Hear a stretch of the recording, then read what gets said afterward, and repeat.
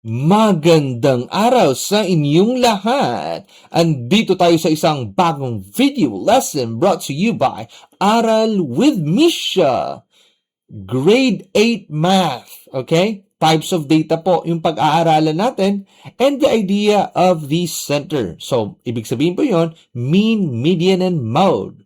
So, let's dive in. Term 1, week 1 for grade 8 Math. So, unang-una, alamin natin what is data, okay? It's broadly divided into qualitative and quantitative, okay? So, qualitative, ano ba to? Non-numeric, descriptive attributes, okay? Examples, gender, ethnicity, colors, group membership. Pwedeng group membership, di ba? Kung platinum ba, gold, or diamond, di ba? So, quantitative, numerical, okay? Numeric values represent counts or measurements. Example, height. Height ng mga tao. Timbang, weight. GPA. So, ito, very simple lang naman. Kapag may nakita kayong yung mga pang-descriptive attributes, walang numbers involved, qualitative kagad yung data na yan. Let's say kulay, red ba, blue, green, di ba? Kung quantitative, yan, may mga numbers dyan. Height, weight, grade, ilang percentage, di ba? So, quantity, madaling tandaan. Quality, ano ba yun? Quality, gaano kaganda? Okay, qualitative, okay? Quantitative, quantity, di ba? Numbers. So, okay, tingnan natin kung qualitative ba yung data or quantitative. So, height of a student. Taas ng estudyante, pwedeng, 5 feet, 5 foot 6, 5 feet 8, di ba? 5 feet 8. So, numbers involved. So, quantitative. Okay? Favorite subject in school. Pwedeng math. Pwedeng English. Pwedeng sciences, di ba? So, walang numbers yon. So, qualitative. Number of siblings. Numero. Yung isang estudyante, ilan yung siblings niya? Ilan yung siblings? Quantitative po yan. Type of a pet owned. Pwedeng dog, fish, di ba? So, qualitative. Age of a teacher, di ba? Math teacher mo, ilang taon? So, may numero, age, edad. Quantitative kagad yan. Di ba? Color of a backpack, red, black, violet, di ba? So, descriptive attributes yun. Qualitative. Score in a math test. Di ba? Itong student A, 70. Student B, 80. Numbers. So, quantitative. Brand of cellphone use. iPhone, Samsung, Huawei, di ba? So, ano siya? Categorical. Qualitative yung sagot dyan. Okay? Hours spent studying per week. 5, 10, or, di ba? So, hours. Numero. Quantitative po. Okay? Shape of a classroom. Table. Di ba? Hugis. Pwedeng circle. Rectangle. Di ba? Descriptive attributes. Qualitative. Okay? Napaka-simple, no? So, dapat familiar na kayo kung ano yung difference ng dalawa. Okay? So, measures of central tendency. Okay? Dito naman tayo. Next, are statistical tools used to identify the center or typical value of a data set. They help summarize large amounts of data into a single representative figure. So, ito, central tendency, let's say, may tatlo yun, mean, median, mode. So, mean, ano yung average ng buo? Meron kang 10, yung may data ka, sa dataset na yan, may value, 10. So, ano yung mean nun? So, isang value lang yun na nagre-represent anong average ng lahat. Diba? Kung median, yun yung middle value. Kung ayaw mong tanggalin yung mga extreme lows and extreme high, diba? Let's say sa NBA basketball, yung slam dunk, diba? May mga scores, tanggalin yung pinakamababa, tanggalin yung pinakamataas, yung gitna lang yung tanggal yung first, pinakamababa and pinakamataas, yung gitnang scores, yun lang yung kukunin. So, ganun yun para tanggalin mo yung mga extreme biases, di ba? So, mode, most frequent value. So, gaano karami yung nag-a-appear. Okay, let's just discuss mean, median, and mode. Okay? So, mean. Okay, ito nga yung sinasabi natin, sum of all values in all data set divided by the number of values. So, ito, summation of x, ibig sabihin, total yan ng mga x mo, sum of all data values. Kunyari, may tatlo ka, 10, 20, and 30. So, 10 plus 20 plus 30 divided by 3 and yung number of data values mo. Okay? So, median, that's the middle value, is the middle value when the data is arranged in order, 5, 7, 9, 12, and 15. Kung makikita nyo, ano yung gitna? Ito yung gitna. Kasi, di ba? Yan. Then, yan. So, 9, yan yung gitna. Okay? If there's an even number of values, take the average of two middle numbers. Okay? So, ibig sabihin, kung ito, add to, di ba? Itong example natin. Kung even yan, meron pa isang numero, ang gitna mo is actually dalawa. So, i-add mo yan, get the middle. So, average ng dalawa. Okay? It is resistant to outliers, making it useful for skewed data. So, tinatanggal yung pinakamababa o pinakamalaki, di ba? Kung ano yung, ito yung purpose ng median. So, okay. Ito yung isang sample natin, no? So, start and, so, meron kang 3 and 7. So, what's the middle of 3 and 7? So, that's just like 7 plus 3 divided by 2. That's actually 5. Okay? Let's, example kung may even values ka, ito yung 3 and 8, ito yung gitna mo, yung dalawa, 3 and 8. So, kukunin mo yung middle ng dalawa, so i-add mo na yan. 8 plus 3 divided by 2. So, that's 5.5. Okay? Pero kapag add yung numbers, add yung total data set na binigay sa'yo, makukuha mo yung gitna. Alright? And mode, most frequent value. The mode is the value that occurs most often in the data set. So, example, for shoe size 7, 8, 8, 9, and 10. Ano yung pinaka-most frequent? Nag-double, 8, dalawa.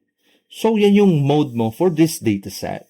Okay, pwede rin walang mode. Kung 7, 8, 9, 10, hindi nag-double yung 8. So, no mode. One mode to, 8 yung answer. Kung pwede rin 7, ang data set mo is 7, then 8, 8, 9, and 9, 10. Pwedeng dalawang modes. Modes mo, mode is 8 and 9. Okay? Mode. Okay? 8 and 9. Kasi dalawa ayun pantay. Di ba? Tigda dalawa sila. So, pwede rin tatlo. Pwede rin multiple modes. So, multimodal. Di ba? Alright. So, let's solve. Practice tayo. 5 students scored the following points in a math quiz. 12, 15, 18, 20, and 25. What is the mean score of the group? So, ang formula lang, i-add mo lahat, di ba? Summation of all data set, the sum, di ba? Plus 15, plus 18, plus 20, and plus 25. So, and divided by, ilan yung data set? 1, 2, 3, 4, and 5. So, divided by 5. Alright? So, what's the mean? Your arithmetic mean is actually 12 plus 15 plus 18 plus 20 plus 25. That's 90. Alright? 90 divided by 5. That's equal to 18. So, 18 is the mean score of the group. Okay, next tayo. Median. Okay. The ages of 7 students in a study group are 14, 16, 15, 18, 17, 19, and 20. What is the median? Ano yung gitna? As you can see, itong data set natin sa taas, it's not arranged in order. Alright? So, ang unang-unang gawin natin, we need to arrange them in order. 14. Okay, natanggal na. What's next? Actually, the next is actually 15. So 15. What's next? 16. So you need to arrange them in order, okay? Then next is 17. Next, 18, 19, and 20. Okay? So kapag rumbles yung numbers mo, yung mga ages or yung numbers na binigay sa'yo, you need to arrange them in order, okay? So what's the median? Ano yung gitna? So pwede tayong tatlo yan, tatlo yan. So the middle is actually this one. So the answer is median, yung gitna ng dataset mo, is equals to 17. So that's the median age, 17. Alright? So let's move on. The test scores of 6 students are 72, 85, 90, 88, 95, and 80. What is the median score? Median hinahanap. Arranged ba yung dataset natin? Hindi. So we gotta arrange them in order. What's the lowest value? 72. Okay? Next is 80. Okay? 80. What's next? 85. Okay? Next is 88. Alright? Then 90 and 95. Alright? Kung makikita nyo, dalawa, and ito yung gitna. Actually, wala nang gitna kasi dalawa. Yan yung gitna. So what you gotta do? What's the median of this? Middle number, 85 plus 88. Divided by 2. So what's the median? 85 plus 88 is 173. Divided by 2 is 86.5. Alright? So that's the median score. Okay? Kung nakita nyo kanina, add yun. So may gitna talaga. Ito, even yung dataset natin, yung total dataset natin. So, kukunin nyo lang yung average, yung gitna ng 85 and 88. So the answer is 86.5. Alright, next tayo. Mode, most frequent value, shoe size of students are 7, 8, 9, 8, 10. So yan, rumbles, okay. So pinakamaliit dyan, 7. So start tayo sa 7. Ilan yung 7 dyan? Ilan yung 7? Isa, dalawa, tatlo, 3. How about yung 8? 1, 2, 3, and 4, 4. 9, 1 and 2, so dalawa. 10, isa lang. 10 is 1 lang. 1 lang yun. So, what's the mode? What's the most frequent value? Ilan yung pinakamalaki ng umulit? Itong 4, di ba? So, your mode is equal to 8. Alright? So, that's the answer. Isa lang yung mode mo. Yung pinakamataas. Walang pantay. Alright? Ito tayo. The number of books read by 10 students last summer. Ito kayo.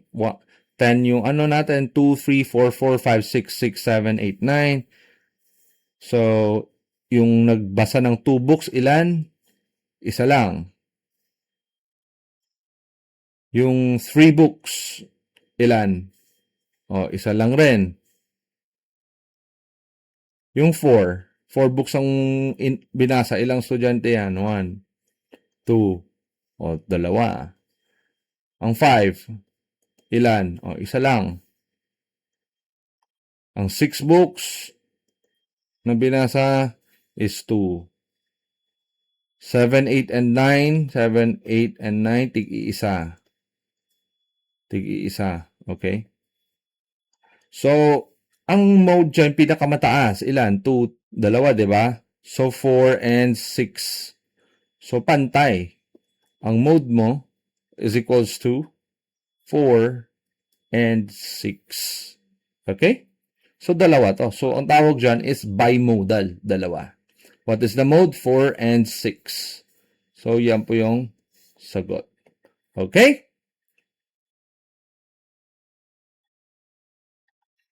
Okay, exercises. Pwede nyo pong sagutan mo na. Post nyo muna yung video, then try nyo sagutan lahat. Since na-discuss na natin tong mga sample problems, itong exercise natin, para may activity kayo, para mas matuto kayo since isolve nyo ng sarili nyo. Then after that, you could take a look at the solutions. Okay? Sasagutin natin yan isa-isa. Alright, let's continue. So which of the following is quantitative? Quantitative. Numero, di ba? Based sa numero. Ang sagot ay kung favorite color ba, di ba? Red, blue. So hindi siya numbers, quantitative. O quantitative, quantity, number. So X to. Hindi yan. Shoe size. O dito muna tayo sa nationality. O hindi rin numero, mali na yan. Type of music. O hindi. O shoe size, number. So ito yung sagot. The answer is B. Okay? Shoe size po yung tamang sagot dyan. So, number 2, what value is halfway between 15 and 25? So, ano yung halfway dyan? 15 plus 25, so divided by 2 lang. Okay? That's actually 20. Okay? 20 yung sagot dyan. Alright? Which measure of central tendency is also called the arithmetic average? So, okay, ano yung central tendency, measure of central tendency, na tinatawag rin arithmetic average. So, the answer for that is mean. Okay? Arithmetic mean or mean. Okay? Number 4, which measures of central tendency shows the most frequent occurring value in a dataset? Most frequent, ilan yung beses na nag-a-appear yung value? Diba? So, the answer for that is mode. Alright? Okay, next tayo. Which measure of central tendency identifies the middle value when data is arranged in order? Pag naka-arrange in order, ano yung gitna? Okay, the answer for that is median. Median. Alright. So, number 6. Meteorologists recorded the daily heat index in degrees Celsius for 1 week in Manila. So, ito yon for 1 week. So, pito yung dataset mo, yung laman. 1, 2, 3, 4, 5, 6, and 7. Tama? So, ito yung parang application na to ng mean, median, and mode. So, pwede itong ginagamit sa heat index. So, yung weather, yung temperature ng isang bansa or isang area or isang city para may data ka para ma-analyze mo, right? So, ito yon heat index for 1 week, find the mean.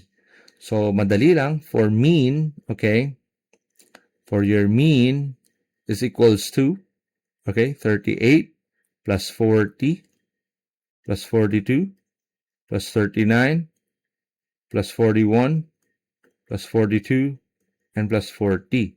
Okay? Divided by, ilan yung total niya, ilan yan? 1, 2, 3, 4, 5, 6, and 7. So, divided by 7. So, the mean is, so you just gotta take the total, okay, the sum. Alright? So, that's 282. Divided by 7, the answer is 40.29. Okay, 40.29. So, degrees Celsius. So, that's the mean, degrees Celsius. Yun yung sagot mo. Okay? So, for the median. Median.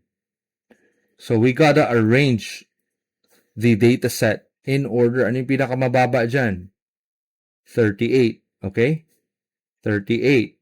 So, okay na to. Next is 39. Alright?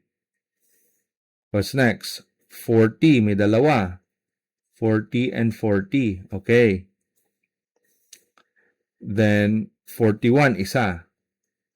Okay. 42 and 42. Dalawa. Okay? So, hanapin mo yung gitna. Bawas. So, ito yung tatlo and tatlo. The median is 40. Okay? Your median is equals to 40. Alright? Okay. Next tayo, what's the mode? So, 38. Ilan yung nag-appear na 38? Kung makikita mo. Kung makikita nyo, 38, isa lang. Okay, 39, isa lang rin. 40, dalawa.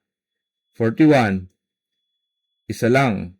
42, dalawa. So, may dalawang pantay, dalawang highest. Oh. So, mode is equals to 40 and 42. Okay? So, ito yung sagot mo.